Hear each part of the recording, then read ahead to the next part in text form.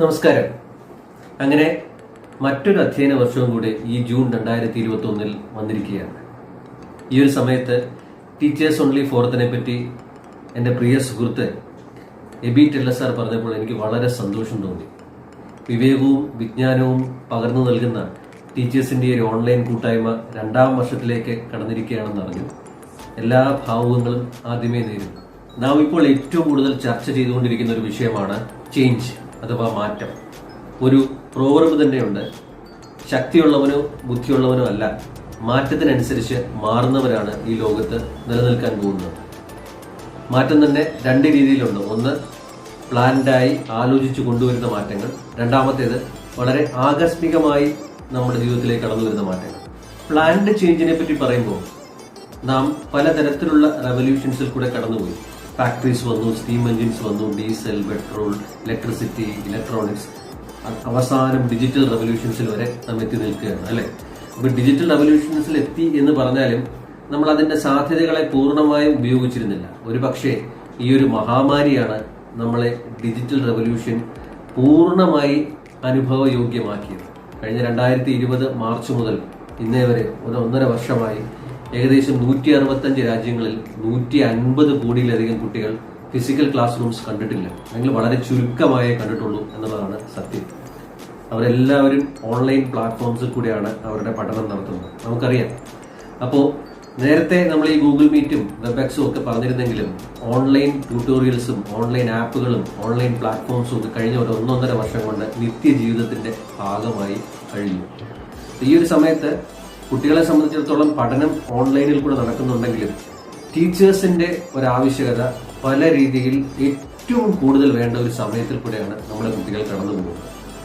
ഒരു ടീച്ചറിനെ പറ്റി പറയുകയാണെങ്കിൽ നമ്മളൊരു പ്രോവർബ് തന്നെയുണ്ട്, an average teacher tells, a good teacher explains, a superior teacher demonstrates, and an excellent teacher inspires എന്നൊരു പ്രോവർബ് ഉണ്ട്, നമുക്കെല്ലാം അറിയാം. അപ്പോൾ ആ ഒരു എക്സലൻസിൽ തന്നെ വെറുതെ ഒരു അധ്യാപനം മാത്രമല്ല, വേറെ പല കാര്യങ്ങൾ ചേരുന്നുണ്ട് എന്നുള്ളതാണ്. ഈ ഒരു ഓൺലൈൻ കൂട്ടായ്മ ടീച്ചേഴ്സിന്റെ അങ്ങനെയുള്ള പല കാഴ്ചപ്പാടുകളെ പറ്റി ചിന്തിക്കുകയും ചർച്ച ചെയ്യുകയും നമ്മുടെ കുട്ടികൾക്കായിട്ടുള്ള വിവിധ തരത്തിലുള്ള പരിപാടികൾ കൊണ്ടുവരികയും ചെയ്യുന്നു എന്നതിൽ വളരെ സന്തോഷം. ടീച്ചേഴ്സ് ആസ് മെന്റേഴ്സ് എന്നാണ് ഇപ്പോൾ ലോകം മുഴുവൻ ചർച്ച ചെയ്യുന്ന ഒരു കോൺസെപ്റ്റ് തന്നെ. അത് പ്രൈമറി, അപ്പർ പ്രൈമറി, അല്ലെങ്കിൽ ഹൈസ്കൂൾ, ഹയർ സെക്കൻഡറി, കോളേജ് തലത്തിലൊക്കെ ആയിക്കോട്ടെ, നമ്മുടെ സ്റ്റേറ്റ് ഗവൺമെന്റ് ആണെങ്കിലും CBSE ആണെങ്കിലും UGC ആണെങ്കിലും AICTE ആണെങ്കിലും ഒക്കെ ടീച്ചേഴ്സ് ആസ് മെന്റേഴ്സ് എന്നുള്ള ഒരു കോൺസെപ്റ്റിനെ പറ്റി ആഴമായി ചർച്ച നടത്തുകയും വിവിധ തരത്തിലുള്ള പരിശീലനങ്ങൾ നടത്തുകയും ചെയ്യുന്നു. അതെന്തോ ആയിക്കോട്ടെ, പക്ഷെ ടീച്ചേഴ്സ് ആസ് മെന്റർ എന്നുള്ള ആ ഒരു കോൺസെപ്റ്റിന് വളരെയധികം പ്രാധാന്യമുള്ള ഒരു സമയമാണ്. ഒരു ടീച്ചറിനെ സംബന്ധിച്ചിടത്തോളം ആ ടീച്ചർ ഒരു കുട്ടിക്ക് 4 രീതിയിലുള്ള സപ്പോർട്ടാണ് ജനറലി കൊടുക്കാറ്. 1, academic support. 2, emotional support. 3, competency building അഥവാ നൈപുണ്യ വികസനം. 4-മത്തേത് കരിയർ ഗൈഡൻസ്. ഈ 4 കാര്യങ്ങളാണ് ഒരു ടീച്ചർ ഒരു കുട്ടിക്ക് പകർന്നു നൽകുന്നത്. ഇതിൽ ഈ ഒരു സമയത്ത് അക്കാഡമിക് സപ്പോർട്ടിനോടൊപ്പം ഒരുപക്ഷെ അതിനേക്കാളും മുകളിൽ വേണ്ട ഒരു കാര്യമാണ് മാനസിക ആരോഗ്യത്തിനായി കുട്ടികൾക്ക് നൽകേണ്ട സപ്പോർട്ട് അഥവാ ഇമോഷണൽ സപ്പോർട്ട്. ഒരു ടീച്ചർ ഒരു മെന്റർ എന്നുള്ള നിലയിൽ കുട്ടികളുമായി നല്ല രീതിയിൽ ആശയവിനിമയം നടത്തേണ്ട ഒരു സമയം. അതുകൊണ്ട് ഞാൻ പറയട്ടെ, ടീച്ചർ എന്നുള്ളതിനേക്കാളും ഒരു മെന്റർ എന്നുള്ള റോളിൽ നമ്മളെല്ലാവരും ഒരുപാട് ഒരു റോൾ എടുക്കേണ്ട ഒരു സമയത്തിൽ കൂടെയാണ് നാം കടന്നു പോകുന്നത്. ഞാൻ നേരത്തെ പറഞ്ഞതുപോലെ കുട്ടികൾ കഴിഞ്ഞ 1.5 വർഷമായി അടഞ്ഞ മുറിയിലാണ് ഇരിക്കുന്നത്. തുടക്കത്തിലൊക്കെ ഇവർക്ക് അതിലൊരു സന്തോഷമുണ്ടെങ്കിലും ഞാൻ പലതരത്തിലുള്ള കുട്ടികളെ കാണുകയും അടുത്ത് കാണുകയും അധ്യാപകരെയും രക്ഷിതാക്കളെയും ഒക്കെ അടുത്ത് കാണുകയും സംസാരിക്കുകയും ചെയ്തപ്പോൾ എനിക്ക് മനസ്സിലാക്കാൻ കഴിഞ്ഞ നിർണായക സന്ദർഭങ്ങളിൽ അവർക്ക് പലപ്പോഴും അവർക്ക് സ്ട്രോങ് ആയിട്ടുള്ളൊരു മൈൻഡ് സെറ്റ് എടുക്കാൻ പറ്റുന്നില്ല, അല്ലെങ്കിൽ സ്ട്രോങ് ആയിട്ടുള്ള ഡിസിഷൻ എടുക്കാൻ പറ്റുന്നില്ല എന്നുള്ളതാണ് കാണാൻ കഴിയുന്നത്. ഇതിന് പല കാരണങ്ങളുണ്ട്. കൃത്യമായിട്ടുള്ള ആശയവിനിമയം നടക്കുന്നില്ല, അത്തരത്തിലുള്ള തീരുമാനങ്ങൾ എടുക്കാനുള്ള സപ്പോർട്ട് കിട്ടുന്നില്ല. ഇതൊക്കെ അതിനുള്ള കാരണങ്ങളാണ്. തുടക്കത്തിൽ ഈ ഓൺലൈൻ ലേണിംഗ് ഒക്കെ എല്ലാ പ്രായത്തിലുള്ള കുട്ടികൾക്കും ഇഷ്ടമാണെങ്കിലും പതുക്കെ പലതരത്തിലുള്ള പ്രശ്നങ്ങൾ കണ്ടു തുടങ്ങി. പരീക്ഷയ്ക്ക് പഠിച്ചുകൊണ്ടിരിക്കുന്ന സിലബസ് തീരുമോ എന്നുള്ള ആശങ്ക, എക്സാമിനേഷൻ എന്ന് നടക്കും എന്നുള്ള ആശങ്ക, റിസൾട്ട് എന്ന് വരും എന്നുള്ള ആശങ്ക, വലിയ കുട്ടികൾക്ക് ഈ പറഞ്ഞ ജോലി കഴിഞ്ഞ് ജോലിക്ക് വേണ്ടിയിട്ട് കിട്ടിയിട്ടുള്ള പ്ലേസ്മെന്റ് ഓഫേഴ്സ് ഒക്കെ നഷ്ടപ്പെട്ടു പോകുമോ എന്നുള്ള ആശങ്ക, ഇങ്ങനെ പലതരത്തിലുള്ള ആശങ്ക നമ്മുടെ കുട്ടികളിൽ ഉണ്ടായിട്ടുണ്ട്. അതുകൊണ്ട് ഉത്കണ്ഠ, നിരാശ, അതുപോലെ തന്നെ ദേഷ്യം, ഇങ്ങനെ പല മാനസിക പ്രശ്നങ്ങളെന്ന് പറയാൻ പറ്റില്ല, വികാരങ്ങളും നമ്മൾ കുട്ടികൾ കണ്ടുകൊണ്ടിരിക്കുകയാണ്. ഈ ഒരു സമയത്ത് അവർക്കൊരു താങ്ങായി, ഒരു സപ്പോർട്ടായി ഒരു ടീച്ചർ തീർച്ചയായിട്ടും വേണം. ഒരു ടീച്ചർ, ഒരു അധ്യാപകൻ എന്നുള്ള നിലയിൽ, അല്ല അധ്യാപിക എന്നുള്ള നിലയിൽ കൂടാതെ ഒരു രക്ഷകർത്താവും സുഹൃത്തും മാർഗദർശിയും കൂടിയാണ്. ഞാൻ പ്രത്യേകിച്ച് പറയേണ്ട കാര്യമില്ലല്ലോ. അപ്പോൾ ഈ ഒരു സമയത്ത് മെന്ററിംഗ് എന്നുള്ള കോൺസെപ്റ്റ്, മെന്ററിംഗ് നമുക്ക് 50 or 60 പേർക്ക് ഗ്രൂപ്പ് മെന്ററിംഗ് ഒക്കെ നടത്താൻ പറ്റുമെങ്കിലും ഐഡിയലിൽ 10-ൽ താഴെ കുട്ടികളെ ഒരു ടീച്ചർ മെന്ററിംഗ് ചെയ്യുകയാണെങ്കിൽ അത് വളരെ വളരെ വളരെ ഇഫക്റ്റീവ് ആയിരിക്കും എന്നാണ് എനിക്ക് പറയാനുള്ളത്. മെന്ററിങ്ങിനെ പറ്റി പറയുമ്പോൾ നമ്മൾ 2-3 കോൺസെപ്റ്റുകൾ അറിഞ്ഞിരിക്കുകയും അതിന്റെ യഥാർത്ഥ മീനിങ് എന്താണെന്ന് അറിഞ്ഞിരിക്കുകയും വേണം. 3 കോൺസെപ്റ്റുകൾ, വളരെ അടുത്ത് ഉള്ള 3 കോൺസെപ്റ്റുകൾ. ഒന്ന് മെന്ററിംഗ്, വേറൊന്ന് കൗൺസിലിംഗ്, മറ്റൊന്ന് കോച്ചിങ്. ഇത് 3 തമ്മിലുള്ള ചെറിയ വ്യത്യാസം ഞാൻ പറഞ്ഞുതരാം. കോച്ചിങ് എന്ന് പറയുന്നത് തീർച്ചയായിട്ടും അതൊരു പർട്ടിക്കുലർ ടാസ്ക് ഓറിയന്റഡ് ആണ്, ഒരു particular profession oriented, task oriented. ആ ടാസ്കിന് പോസിറ്റീവായിട്ട് ആ ടാസ്ക് ചെയ്ത് റിസൾട്ട് കൊണ്ടുവരാനായിട്ട് ഗൈഡ് ചെയ്യുന്ന ഒരു പ്രോസസ്സാണ് ഒരു കോച്ച് ചെയ്യുന്നത്. ഒരു അധ്യാപകൻ ചില സമയങ്ങളിൽ അത്തരത്തിലുള്ള പ്രവൃത്തികൾ ചെയ്യേണ്ടി വരും.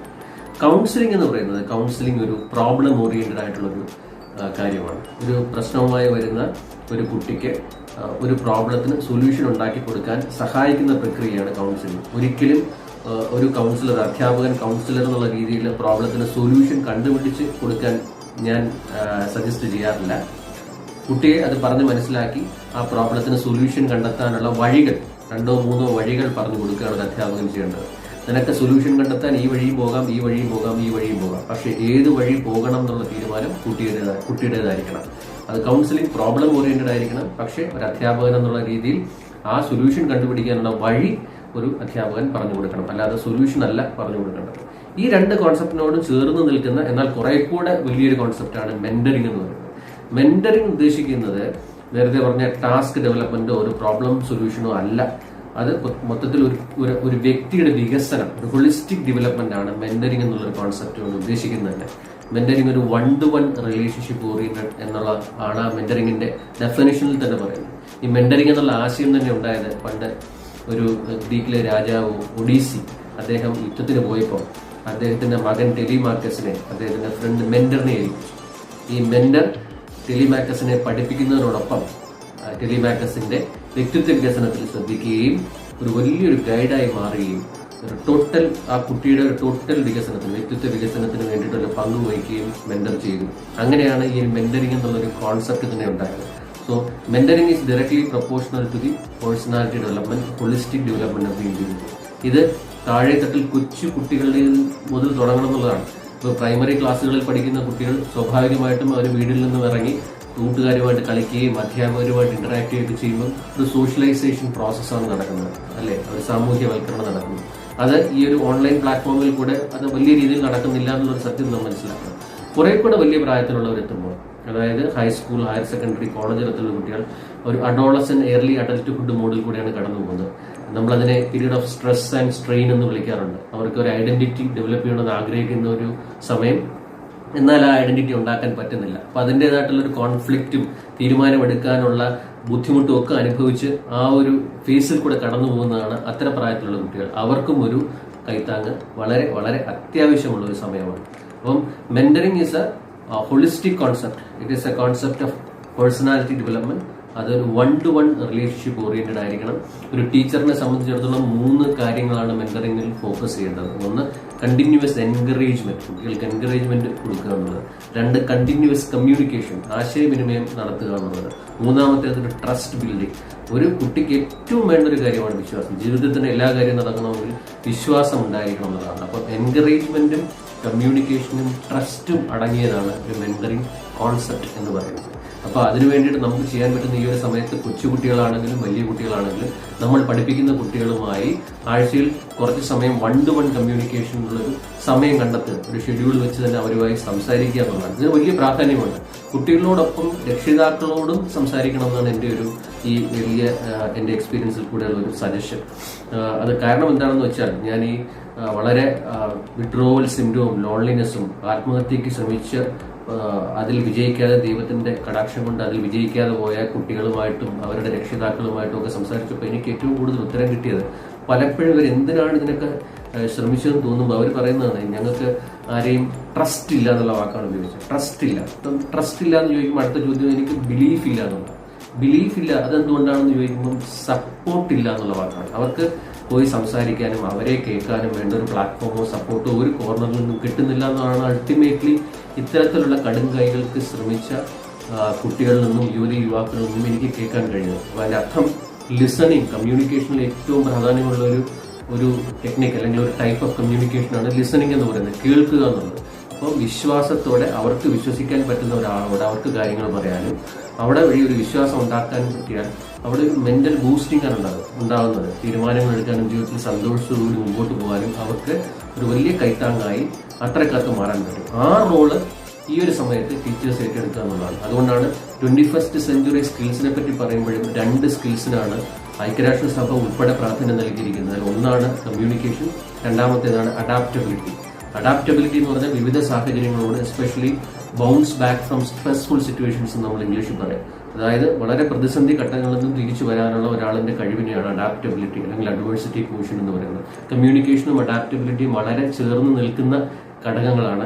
പലപ്പോഴും നമുക്കറിയാം ഒരുപാട് മാർക്ക് വാങ്ങിച്ചവരും റാങ്ക് വാങ്ങിച്ചവരും വലിയ വലിയ പൊസിഷനിൽ ഇരിക്കുന്നവരും ഒക്കെ ആത്മഹത്യ ചെയ്യുന്നത് നമ്മൾ കാണാറുണ്ട്. എന്തുകൊണ്ടാണ്? അവർക്ക് ആ സിറ്റുവേഷനുമായിട്ട് അഡാപ്റ്റ് ചെയ്യാൻ പറ്റുന്നില്ല. ആ സമയത്ത് അവർക്ക് ആരോടും തുറന്നു പറയാൻ പറ്റുന്നില്ല, അവർക്കൊരു ട്രസ്റ്റ് കിട്ടുന്നില്ല എന്നുള്ളതാണ്. താഴെത്തട്ടിൽ നിന്ന് തന്നെ തുടങ്ങുന്നു എന്നുള്ളത്, ചെറിയ പ്രായത്തിൽ മുതൽ തുടങ്ങുന്നു എന്നുള്ളതാണ്. അപ്പോൾ സാമൂഹ്യവൽക്കരണം, വിദ്യാഭ്യാസത്തിന്റെ ഒരു അൾട്ടിമേറ്റ് ഒബ്ജക്റ്റീവ്, ആത്യന്തിക ലക്ഷ്യമെന്ന് പറയുന്നത് തന്നെ സാമൂഹികവൽക്കരണമാണ്. അതിന് ടീച്ചേഴ്സിന്റെ പങ്ക് വളരെ വലുതാണ്. അതുകൊണ്ട് ഈ ഒരു സമയത്ത് ഈ ഒരു ചെറിയ വീഡിയോയിൽ എനിക്ക് പറയാനുള്ളത്, നമ്മൾ പഠിപ്പിക്കുന്നതിനോടൊപ്പം നമ്മുടെ ക്ലാസ്സിലെ കുട്ടികളുമായി 1-to-1 കമ്മ്യൂണിക്കേഷൻ നടത്താനായിട്ട് ഉള്ളൊരു സമയം, ഒരു ഷെഡ്യൂൾ വെച്ച് തീർച്ചയായിട്ടും കണ്ടെത്തണം. അവരുടെ രക്ഷിതാക്കളുമായും സംസാരിക്കണം എന്നുള്ളത്. കാരണം ഈ ജനറേഷൻ ഇസഡ് എന്നാണ് നമ്മുടെ കുട്ടികളെ അറിയപ്പെടുന്നത്. 1995 ശേഷം ജനിച്ച കുട്ടികളെ നമ്മൾ ജനറേഷൻ ഇസഡ് എന്നറിയപ്പെടും. അവർ വളരെ ഇമ്പൾസീവാണ്, ഇൻഡിപെൻഡന്റ് ആണ്, ഫ്രീഡം ആഗ്രഹിക്കുന്നവരാണ്. എന്നാൽ വൈകാരിക തലത്തിൽ പലതരത്തിലുള്ള മാറ്റങ്ങൾ, ചെറിയ ചെറിയ പ്രതിസന്ധികൾ വന്നു കഴിഞ്ഞാൽ അതിന് അടിമപ്പെട്ടു പോകാനുള്ള സാധ്യത വളരെ കൂടുതലായി കാണുന്നു. ഒരു പരിധിവരെ അവരുടെ രക്ഷിതാക്കളുമായി ആശയവിനിമയം നടക്കാത്തതും ആശയ ദാരിദ്ര്യവും പിന്നെ രക്ഷിതാക്കളുടെ മുറിയറിവ്, അതായത് ചെറിയ ബിറ്റ്സ് ആൻഡ് പീസസ് നമ്മൾ പറയുന്ന ആ ചെറിയ ചെറിയ അറിവുകൾ വെച്ച് കുട്ടികളോട് സംസാരിക്കുന്നതൊക്കെ പലതരത്തിലുള്ള ഘടകങ്ങളാണ്. ഇത് ടീച്ചേഴ്സിന്റെ ഒരു ഇന്റർവെൻഷൻ കൊണ്ട് ഒരു വലിയ അളവ് വരെ ഇതിന് തടയിടാൻ പറ്റും. രക്ഷിതാക്കളും കുട്ടികളുമായിട്ടുള്ള ആശയവിനിമയം വർദ്ധിപ്പിക്കാനും നമ്മുടെ ടീച്ചേഴ്സിന്റെ ഇന്റർവെൻഷന് സാധിക്കും എന്നുള്ളതാണ് എനിക്ക് പറയാനുള്ളത്. സോ ആശയവിനിമയം വർദ്ധിപ്പിക്കുക, കുട്ടികളെ ഏത് സാഹചര്യവുമായി അഡാപ്റ്റ് ചെയ്യാനായി പ്രോത്സാഹിപ്പിക്കുക. അതിനൊരു 1-to-1 കമ്മ്യൂണിക്കേഷൻ, ഒരു മെന്ററിംഗിന്റെ 1-to-1 ട്രസ്റ്റഡ് റിലേഷൻഷിപ്പാണ് ഒരു ടീച്ചർ ഈ ഒരു സമയത്ത് അധ്യാപനത്തിനോടൊപ്പം ചെയ്യാനുള്ള ഏറ്റവും പ്രാധാന്യമേറിയ ഒരു റോളെന്നാണ് എനിക്ക് പറയാനുള്ളത്. ചുരുക്കി പറഞ്ഞു കഴിഞ്ഞാൽ ഒരു ടീച്ചറെ സംബന്ധിച്ചിടത്തോളം ആ ടീച്ചറിന് 50% നോളജും 50% കമ്മ്യൂണിക്കേഷൻ ആൻഡ് ഇന്റർപേഴ്സണൽ റിലേഷൻഷിപ്പുമാണ് വേണ്ടത്. കാരണം ഒരു ടീച്ചറിന്റെ ജോലിയുടെ അൾട്ടിമേറ്റ് ഔട്ട്കംസ് തന്നെ, 1 ലേണിംഗ് ഔട്ട്കംസ് കൊണ്ടുവരിക, 2 ഐഡിയൽ സോഷ്യൽ ബിഹേവിയർ കുട്ടികളിൽ ഉണ്ടാക്കിയെടുക്കുക എന്നുള്ളതാണ്. ലേണിംഗ് ഔട്ട്കംസിനോടൊപ്പം നല്ല സോഷ്യൽ ബിഹേവിയറും കുട്ടികളിൽ ഉണ്ടാക്കിയെടുക്കുക എന്നുള്ള ഒരു ടീച്ചറെ സംബന്ധിച്ചിടത്തോളം ആ ജോലിയുടെ കീ റിസൾട്ട് ഏരിയാസ് എന്ന് നമ്മൾ പറയാറുണ്ട്. അതിനെ 2 E ഉള്ള വാക്കുകൾ കൊണ്ട് ഞാൻ വിശേഷിപ്പിക്കുക. 1 എഡ്യൂസെയറും 2 എഡിഫൈ എന്ന് പറയും. എന്താണ് ഈ അർത്ഥം എന്ന് പറഞ്ഞു കഴിഞ്ഞാൽ, എഡ്യൂസെയർ എന്ന് പറഞ്ഞാൽ to draw out the best, ഒരു കുട്ടിയുടെ കഴിവുകളിലെ ഏറ്റവും നല്ല കഴിവുകളെ പുറത്തു കൊണ്ടുവരാനുള്ള ഒരു ഗൈഡായി ടീച്ചർ പ്രവർത്തിക്കുക എന്നുള്ളത്. എഡിഫൈ എന്ന് പറഞ്ഞു കഴിഞ്ഞാൽ ടു ബിൽഡ് ക്യാരക്ടർ എന്നുള്ളതാണ്. പലപ്പോഴും തൊട്ടടുത്ത കുട്ടിയേക്കാൾ ഒരു മാർക്ക് കൂടുതൽ കിട്ടാനും മാതാപിതാക്കളുടെ സ്റ്റേറ്റസ് സംരക്ഷിക്കാനും കുട്ടികൾ ഫോഴ്സ്ഫുൾ ആവുകയാണ്. അതല്ല വേണ്ടത്.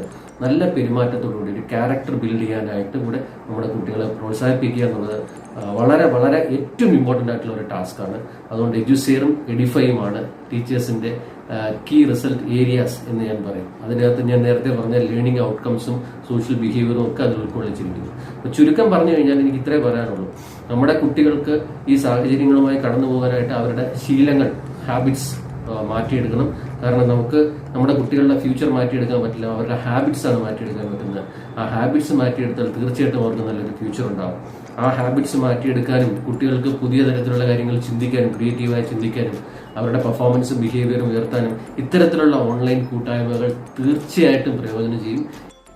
ഒരു ടീച്ചറെ പറ്റി പറയുമ്പോൾ ഒരു കുട്ടിയിൽ എന്ത് ചേഞ്ചാണ് കൊണ്ടുവരേണ്ടതെന്ന് പലരും ചോദിക്കാറുണ്ട്. വളരെ ചുരുക്കി പറഞ്ഞു കഴിഞ്ഞാൽ ഒരു കുട്ടിയിൽ അവന് പറ്റിയ അല്ലെങ്കിൽ അവൾക്ക് പറ്റിയ കഴിവുകൾ കണ്ടെത്തുക, അങ്ങനെ കണ്ടെത്തി അവരെ പ്രോത്സാഹിപ്പിച്ചാൽ അവരവർക്ക് ഇഷ്ടമുള്ളത് കണ്ടെത്തും, ഇഷ്ടമുള്ളത് ചെയ്യും. ചുരുക്കി പറഞ്ഞാൽ അവർക്ക് കിട്ടുന്നതല്ല, അവർക്ക് പറ്റുന്നത് ചെയ്യണം. അവർ കഷ്ടപ്പെട്ടല്ല, ഇഷ്ടപ്പെട്ട് ചെയ്യണം. അങ്ങനെ ഇഷ്ടപ്പെട്ട കാര്യങ്ങൾ കുട്ടികൾ ചെയ്തു കഴിഞ്ഞാൽ അതിൻ്റെ ഔട്ട്കം അവർക്ക് മാത്രമല്ല അവരുടെ കുടുംബത്തിനും നാടിനും രാജ്യത്തിനും ഒക്കെ അതിനൊരു മുതൽക്കൂട്ടാകും.